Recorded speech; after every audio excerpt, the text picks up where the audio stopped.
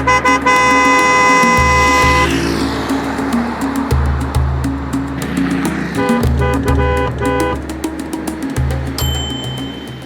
a land where daughters were born not to dream, but to serve. She wasn't raised with lullabies or laughter. She was raised with orders, with silence. Not born into a family, but placed into a house where love had no language. Her name was Amara, and in a world that mistook her suffering for gratitude, she gave, even when she had nothing left to give. While others sold their bodies just to make it through, Amara held her soul close, as if it were the last thing no one could steal. But love didn't arrive gently. It came like thunder, carrying a name she'd only ever whispered in bedtime prayers. And when the very ones who cast her out tried to curse the path she walked, fate turned on them, led them straight into the trees they once bowed before. This isn't just a story. It's a homecoming, a quiet revolution, draped in a wedding dress. So if anyone ever told you that your kindness was weakness, you need to hear what happened next. This is Tales of Black, where scars don't hide. They speak, they testify. Chapter 1. A house, but not a home. Some people grow up in houses filled with love. Amara grew up in one ruled by commands. The wooden spoon trembled slightly in her hand. Not from fear, but because her stomach had been empty since dawn. She stirred the thick pot of agouti soup, her legs aching from standing all morning. Behind her, the voice of Reuben, her strict adoptive father, boomed from the living room.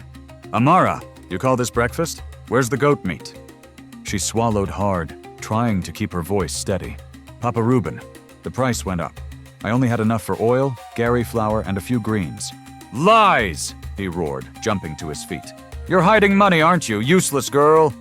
He stormed into the kitchen, his footsteps heavy on the dirt floor. Amara instinctively stepped back, her back pressing against the wall. His hand landed hard across her cheek, a slap, sharp, practiced, as if he'd trained his whole life to strike a child that never bore his blood. She didn't cry. She didn't flinch. She'd stopped reacting long ago. Reuben stared into her eyes, searching for the fear that used to live there. But this time, he found nothing.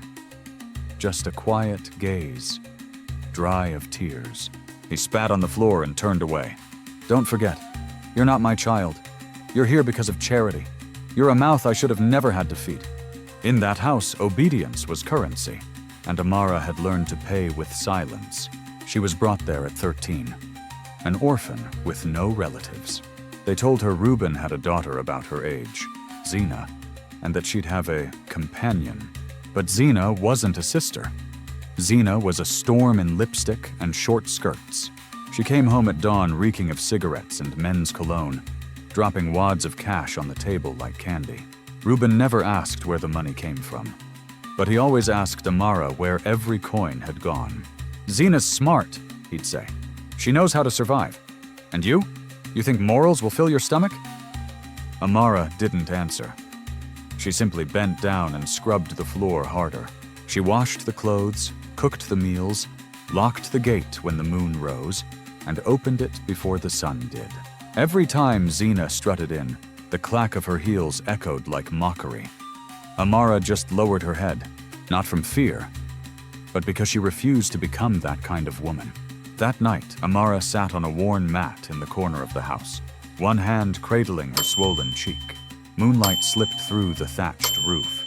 Gentle, but cold. She looked up and whispered, "This isn't where I belong. I wasn't born to be someone's servant. One day, someone will call me daughter, and they'll mean it." She closed her eyes. She didn't pray to be rescued. She prayed to be stronger, because Amara knew saviors don't always come with wings. Sometimes, they arrive with wrinkled hands and muddy slippers. Chapter 2. The forgotten old. People often forget the elderly, as if their memories no longer matter. But Amara saw what others had long ignored. Bode Market in the late afternoon was loud. A tangled mess of dust, sweat, and spice. Voices shouting over prices, car horns blaring, arguments flaring like dry firewood. Amara walked quickly, a net bag slung at her side. It held only a few wilted greens and a small bundle of firewood. She wasn't hungry anymore, just tired enough that all sound faded, like noise underwater. Then she heard it, a man's voice, sharp, angry. "Old man, how many times do I have to tell you? No money, no ride." Amara looked up. A small crowd had gathered near the bus stop. In the middle stood a frail old man, his hair gray like ash, trembling beside a rusted bus. Across from him, a stocky fare collector in a stained green shirt, his voice dripping with cruelty. I'm sorry," the old man stuttered, his hands shaking as he dug through a torn pocket. "I only have half the fare. Then get off, and don't stand there pretending to be pitiful for pity's sake," the man barked, shoving the elder hard enough to nearly knock him over. No one stepped in. They just watched, cold, detached, because poverty was no stranger here. But Amara couldn't stay silent. She stepped out of the crowd. "Hey, you!" she called out. "You think that's right? That's how you treat an elder?" The fare collector turned, surprised. "And who are you? His daughter? His girlfriend?" he sneered. "No money, no mercy. This isn't a charity van." Amara stared him down, then reached into her pocket. Just a few coins left. What Zena had given her for sugar and salt. "Take it, and leave him alone." The man snatched the money from her hand, muttering curses as he walked off. The crowd scattered. Only Amara and the old man remained. Thank you, child," the elder whispered, his voice trembling, eyes glassy with tears. "No one's done that for me before. No one remembers me anymore." "My name is Amara," she said gently, "and you don't have to be somebody to be treated with dignity." The old man smiled, a fragile grin like sunlight peeking through tree leaves. "My name is Baba Jaja. I used to farm, but now I live alone. No wife, no children." He paused. "I had a son, a good boy, but he passed years ago." Something in Amara's chest tightened. She saw it in his eyes. That weariness, that quiet ache. The same look she saw in herself when facing a mirror. She lowered her gaze and said softly, "May I visit you sometime? I'm free on weekends. I can cook, clean, help with the market." Baba Jaja blinked, surprised. "You'd do that for me?" "You need someone," she nodded. "And I need somewhere that feels like family." For the first time in years, Baba Jaja laughed. A real laugh, deep and wide like an open sky.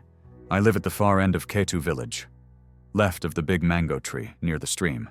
There's a little wooden fence and a tiny field beside it. Come by, I'll be waiting." Amara smiled, and as she walked away, sunlight dusted her shoulders, and her heart felt warmer than the setting sun. For the first time in years, she felt like she had somewhere to return to. Chapter 3. The Hand That Should Have Held. Some blows don't hurt because of how hard they land, but because they come from the place that was supposed to feel like home. Amara stepped into the yard like a thief at noon. The sky was already darkening, but she'd returned earlier than usual. Her hand clutched the net bag holding nothing but wilted greens, and in her chest, a tangle of emotions. She had just experienced the kindest thing she'd ever known, which only made her gut whisper louder. The worst was yet to come. She didn't even knock. The door flew open. Reuben stood in the living room, arms crossed, face flushed red, eyes burning. "Where have you been, you worthless stray?" His voice hit like a brick to the chest. Amara froze, still holding the bag. I went to the market, just like you asked." "Shut your mouth," he roared. "I've been sitting here hungry all day while you're out napping at the market, huh? Or sneaking off with some broke boy?" "No, sir, He didn't wait for her to finish. Smack! A slap, sharp, swift. No explanation needed. Amara staggered back, hand to her cheek, eyes wide. "How many times have I told you? Don't call me father. I am not your father. I never was. I never will be." She bit back tears. "I wasn't lying. I saw an old man being pushed in the street. He had no money for the bus, so I gave him what little I had left." The air froze. Then Reuben laughed. Not a laugh with warmth, but one laced with venom. So now you're feeding beggars with my money, huh? You think I'm stupid? No, sir. He was just an old man. I don't even know his name. Another slap, this one harder. She stumbled, but didn't fall. Fool! You think I can buy rice with your damn morality? He was shouting now, voice cracking with rage. My daughter, Zena, she knows how to survive. She knows what men want. And you? You think your purity will keep you alive? Amara clenched her fists. She had never dared to talk back. But this time her voice came out. Soft, but firm. I don't want to be like Zena. I don't want to survive by selling myself. Silence. One beat, two beats, then the third slap. She hit the ground. Her head bumped the table leg. But still, she didn't cry. She just breathed, slow and steady. Reuben stood over her, his shadow stretching across her thin frame. You think you're better than Zena? You're just a burden. Something I took in out of pity. Don't act like you're noble. He turned away, then turned back. No food for you. 2 days. Let your empty stomach teach you some sense. Amara lay on the floor, lips cracked, her cheek still burning. But the ache inside her chest was worse. All I did was the right thing, and for that I was punished like I did wrong. She sat up, moved slowly toward the kitchen. The soup still simmered on the fire. Its scent made her stomach twist with hunger. But she didn't take a single drop. She kept cooking, because Reuben still needed to eat. Zena would be home soon. Everything had to be ready. She stood by the stove, stirring. And through the rising steam, Amara whispered, not a complaint but a vow, one day I'll leave this place, and no one will ever make me feel small again. Chapter 4. Ice Cream and Shadows. Not every wound is caused by a blade. Some cut deeper, colder, hidden behind a smile and blood-red lipstick. The next morning, Amara woke up to an empty stomach and a throat as dry as dust. She couldn't remember her dreams, only that she'd drifted off to the sound of boiling soup and a cold pot left untouched. She got up. There was no room for fatigue. She began sweeping the yard, mopping the floors, washing Reuben's shirts, and ironing Zena's dresses. Her belly growled in protest, but she moved like someone full of strength. By the time she set out the breakfast, fried dough and runny eggs, Zena had walked in. She looked like she had stepped off the page of a fashion magazine. A tight dress hugged her curves, eyeliner bold, lips painted the color of dried blood. The scent of expensive perfume filled the cramped house, and Amara felt, once again, like nothing more than the smell of dust. She glanced at Zena for a second, then gathered her courage and stepped forward. Zena, can I ask you something? Zena rolled her eyes, barely glancing her way. What now? Dad hit me yesterday because I helped an old man at the market. He said I'm not allowed to eat for 2 days. Zena was touching up her lipstick in the mirror. And? She asked without turning around. I'm asking for a little kindness. Could you please talk to him? Just help me eat something. For the first time, Zena looked at her. Really looked. She tilted her head, like she was examining a used item at a market stall. Let me get this straight. You want me to beg him because you're hungry? Amara nodded, her head low. Just something small to make it through the day. I still have chores. Zena burst out laughing. You're such a fool. If you lived like me, knew how to make men pay just to see your face, you wouldn't have to beg for pity. Amara bit her lip, tried not to cry. I don't want to be like you, I can't. The words landed like a stone. Zena's face went cold. Her eyes narrowed with contempt. Then starve, Amara. I'm not begging for someone who chooses to be good over staying alive. Amara turned away. She was halfway to her room when Zena called out. Hey, stop! She froze. Zena pulled some bills from her wallet, held them out. Here, take it. Amara blinked. You're giving me money for food? Zena let out a sharp laugh. Food? Don't flatter yourself. I want ice cream. The kind you always stare at through the glass but never buy. Get it for me, now, and don't be late. Amara looked down at the money in her hand. the only thing standing between her and a piece of bread. A few moments of survival. She looked up once more. Zena, could I maybe use just a little, just to get something small for myself? I haven't eaten since yesterday. Zena glared, as if she'd just heard the worst joke of her life. I don't care if you starve. I don't care if you faint.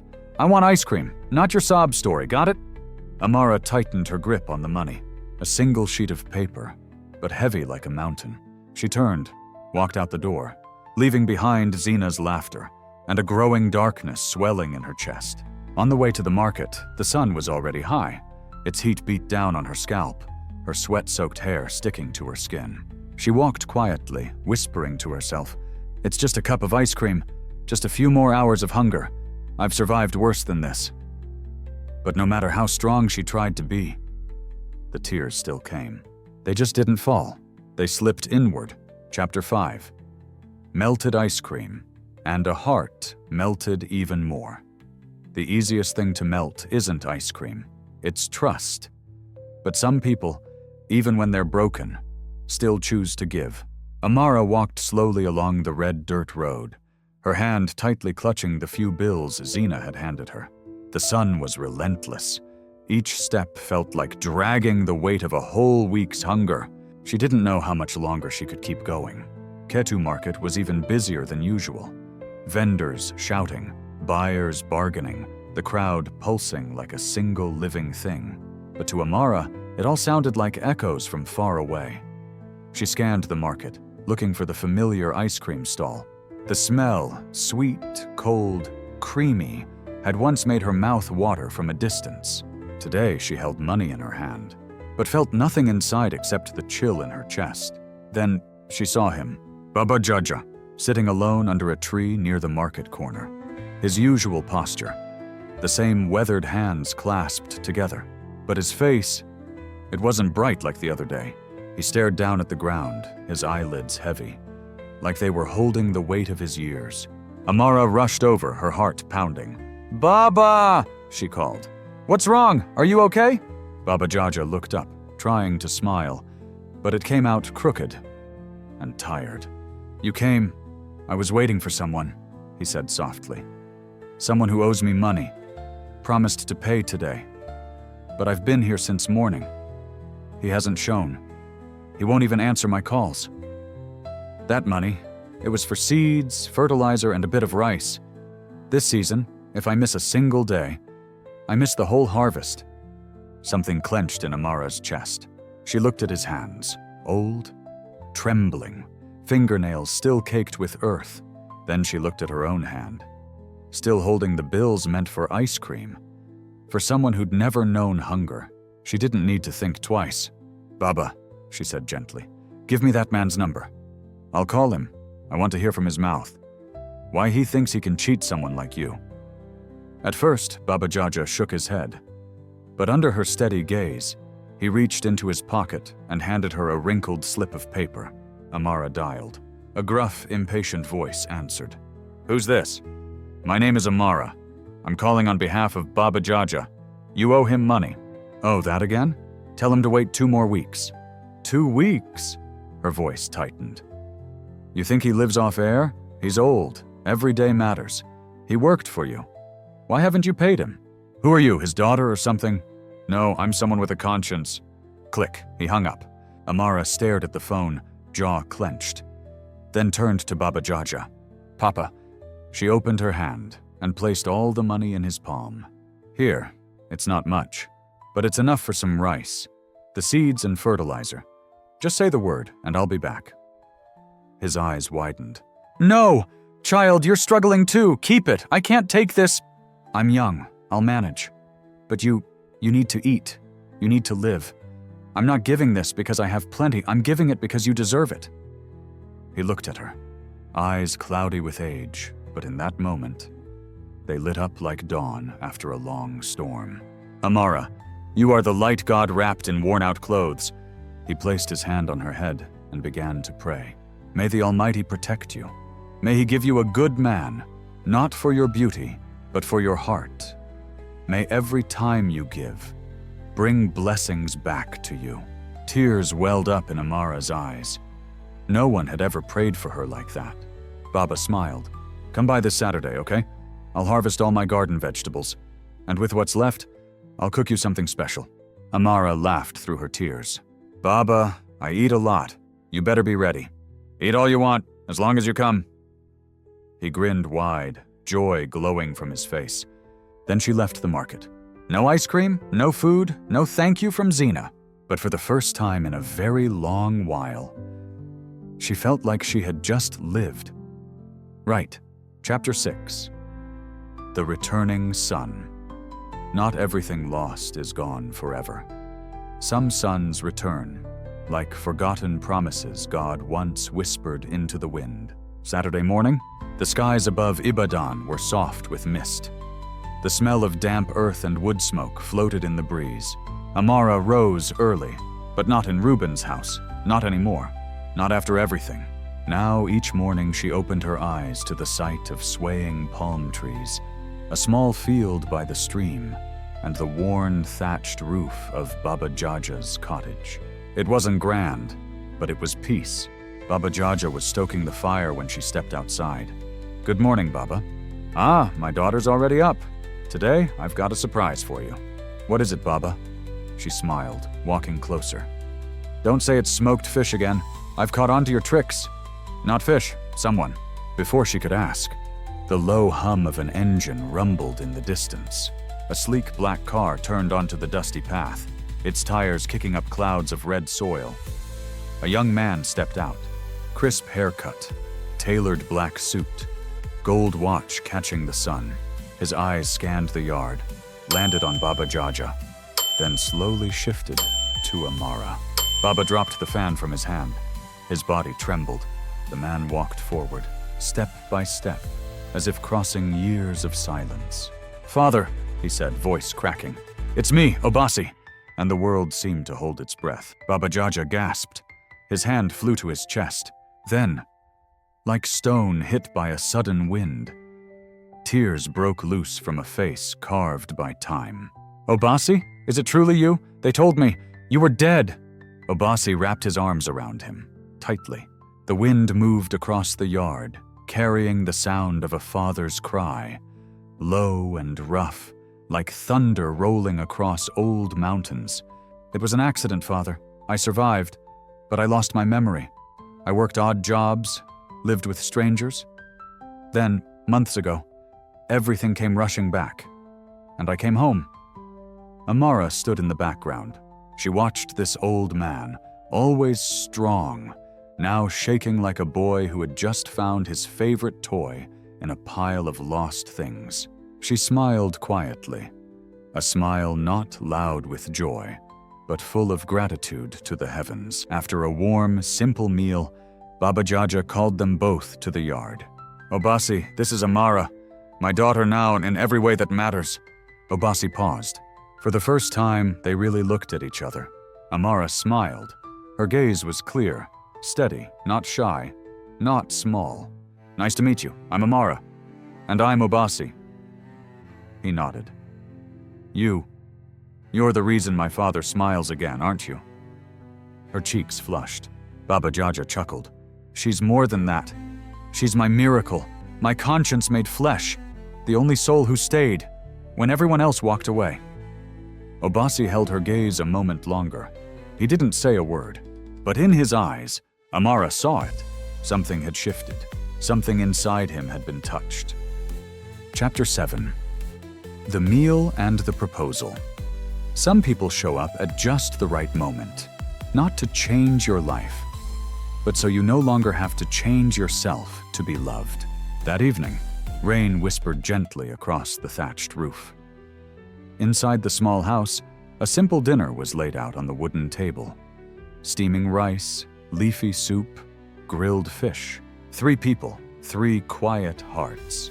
One warm glow from a single oil lamp above. Obasi barely ate. His eyes kept drifting toward Amara, the girl carefully picking fish bones for Baba Jaja, placing each soft piece on his plate. No pretense, no performance, just tenderness. The kind that makes you want to stay a little longer. After the meal, Baba leaned back in his chair, hands on his belly, smiling wide. That's enough to remind me. Life still has sweetness left in it. Obasi put down his chopsticks, sipped some water, then turned to Amara. Could I speak with you? Just for a moment? Alone? Amara paused, then nodded gently. They stepped into the yard, where the palms swayed softly in the wind. The scent of wet earth lingered, and the fading sunlight stretched across the old clay wall like a quiet painting. Obasi stood still for a moment, hands in his pockets, eyes lost in the distance. Then he turned, voice low, serious. I'm not good with words, even worse at flirting, but I know when I see something rare. From the moment you walked in, I knew. Amara stayed silent. Her heart beat faster. Not from fear, but because no one had ever said those words to her. No one had ever chosen her first. Amara, he said, I want to marry you. She looked up, eyes wide. Her lips parted. What did you just say? Obasi gave a soft smile. I'm serious. I know you've been through things, and I know trust doesn't come easy. But I've lived in places where people survive on instinct alone. And you're the first reason I've found to live for something good. I'm not trying to rescue you. I'm not here to fix anything. I want to walk forward, with you. Amara looked at him. In his eyes, she didn't see promises of gold, nor the hunger of possession. Just truth, and something even rarer. Patience. She turned her face slightly, eyes glistening. Thank you, but I'm not ready. I still have a dream. University. I want to study, work, stand on my own feet, take care of Baba properly, before I think about being someone's wife. Obasi nodded. No anger, no disappointment.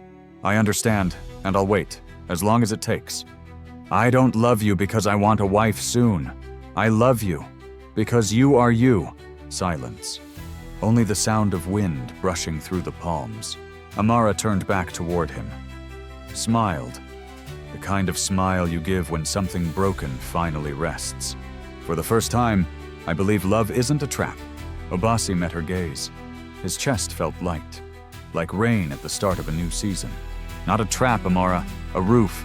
From inside the house, Baba Jaja peeked through the window and smiled, a soft, knowing curve of the lips. The smile of an old man who once lost everything and now sees two wounded souls learning how to build something whole. Together, Chapter 8. Graduation and a proposal on the school grounds. Some people go to college for a degree. She went to prove that kindness could rewrite destiny. 4 years later, the sun blazed bright above the campus of the University of Ibadan. Drums echoed, cheers erupted. Professors called out names that bounced across the courtyard like celebration itself. Black gowns, square caps, scarlet stoles. And in the middle of hundreds of graduates stood Amara. Her head held high, her steps steady. She walked up the stage to receive her degree in sociology. Her hand trembled slightly, not from fear, but from the quiet thunder of emotion. She had done it. No shortcuts, no selling herself, no begging for mercy, just pure, relentless belief in something better. In the audience, Baba Jaja sat with tears in his eyes, wearing a neatly pressed traditional outfit and his old, familiar hat. Beside him, Obasi, calm but nervous in a soft brown suit, clutching a small velvet box, and a heart pounding out its own speech. As Amara stepped down from the stage, still soaking in the surreal joy of triumph, a voice rang out from the loudspeakers. Graduate Amara Jaja, please return to the stage. There's something special waiting for you. She froze, turned to look at Baba, who simply smiled. A smile no longer weathered by sorrow, but bursting with pride. Obasi walked up the stage. Every student, professor, and guest seemed to hold their breath at once. He took the microphone. Good afternoon, everyone. My name is Obasi, and I'm not here to put on a show. I'm here to propose to the woman I've waited for, not just for the 4 years of her studies, but all my life. All eyes turned to Amara. She stood frozen, mouth covered, eyes wide with disbelief. I don't love Amara because she's beautiful. though she is. I love her because she dared to be kind even when the world punished her for it. Today, she graduates, not just because she passed her exams, but because she overcame poverty, violence, and judgment, and rose, on her own. And if she'll have me, I want to spend the rest of my life becoming the kind of man she deserves. Obasi knelt down, opened the box.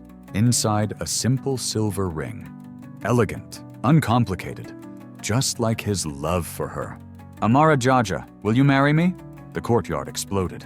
Cheers, screams, camera flashes lighting up the moment like fireworks.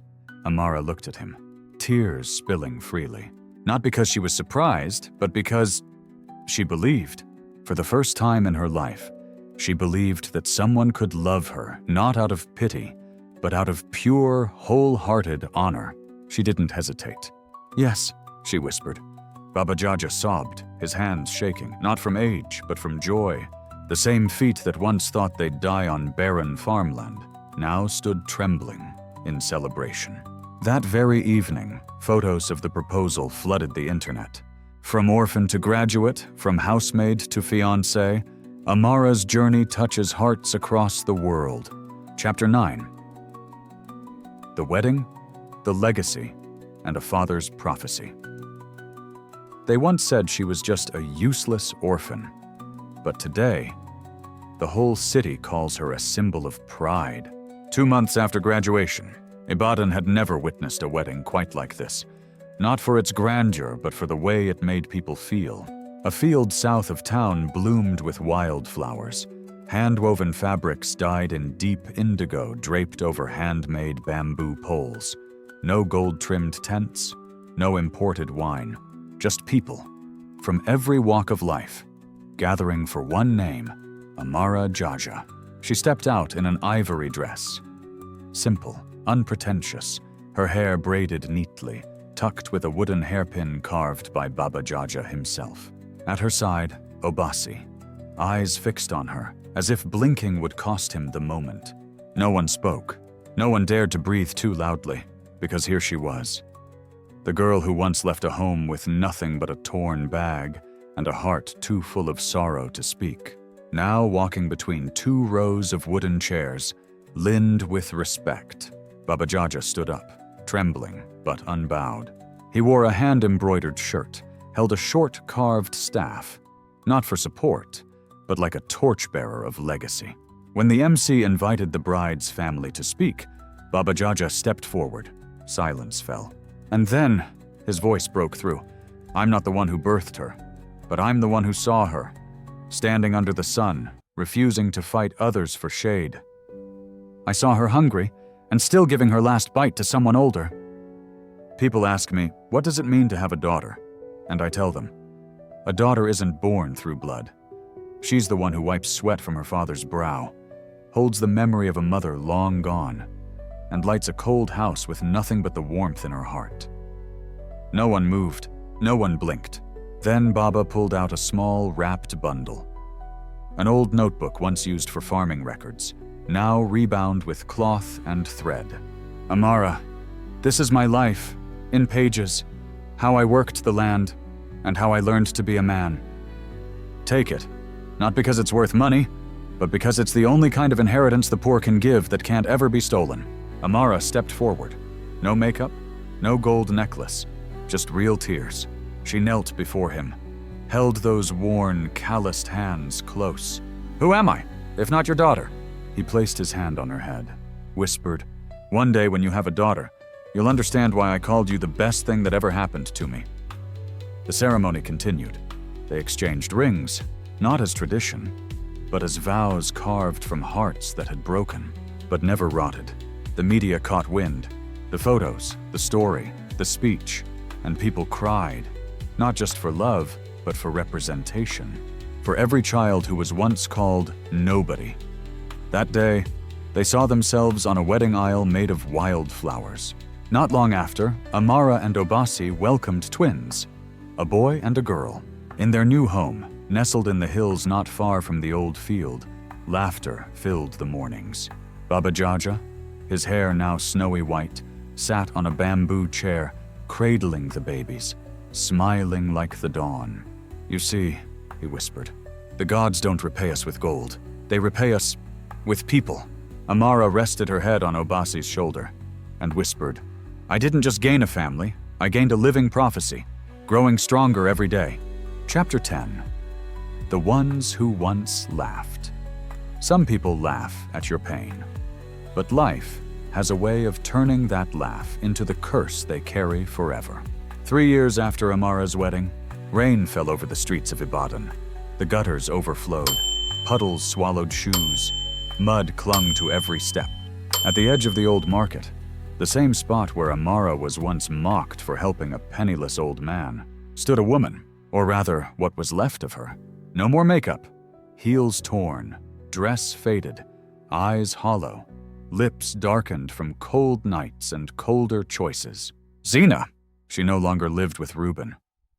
Truth is, she no longer had a home. After Amara left, Zina stayed the same, burning through her youth in exchange for fast cash and slower regrets. But that never lasts. A botched cosmetic procedure at a back alley spa left her skin scarred. Her clients disappeared. The rich men vanished. Her name, once whispered with desire, now wasn't spoken at all. And Reuben? He was a ghost sitting in the corner of a rundown liquor shop. Hair gray, eyes dull, breath sour. Once feared, now forgotten. He begged neighbors for money. They turned away. He went to church asking for rice. They told him to pray. He once asked someone about Amara, only to hear this. "The girl you used to beat?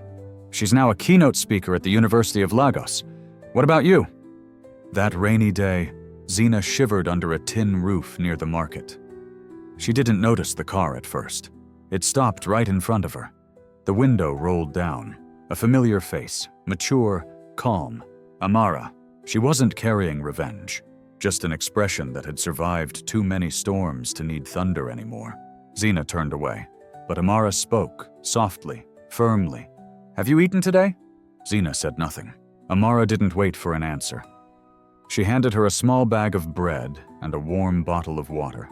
"Here, not because you need it, but because I never want to forget what it felt like to be hungry." Zina took it, hands trembling. She didn't cry. Tears required dignity, and she wasn't sure she had any left. Then, from the fog of rain, Reuben appeared, dragging his feet. Seeing her, he stopped. Then, slowly, he dropped to his knees, in a puddle, in front of the daughter he once cursed. "My child, forgive me. I was wrong. I didn't know you'd become someone like this." Amara stood still. She didn't help him up. She didn't preach. She reached into her bag, pulled out a business card, pressed it into his hand. "You once called me a curse, but that curse taught me how to become a miracle. If you truly want to change, come find me, but bring sincerity, not pity." She turned, got into her car. The vehicle pulled away slowly, as if honoring the girl who once walked barefoot down a path no one believed in. Zina watched the car disappear. Her lips barely moved. "I had a chance, and I chose to mock it," Reuben whispered, tears finally spilling. "I struck a seed, not knowing it would grow into shade for an entire generation. Because not everyone who births you will call you child. Not everyone who wounds you will ever say sorry. But if you've ever been called worthless, if you've ever been exiled from a house, from a heart, from a name, remember this: you don't need to be taken back. You just need to come back to yourself and plant light, even if your hands are still bruised from the dark." What about you? Have you ever forgiven someone? Or forgiven yourself? Leave a comment, because somewhere out there, someone might need your story too. Don't forget to like, subscribe, and share this podcast if you believe that. Kindness, when patient enough, always wins.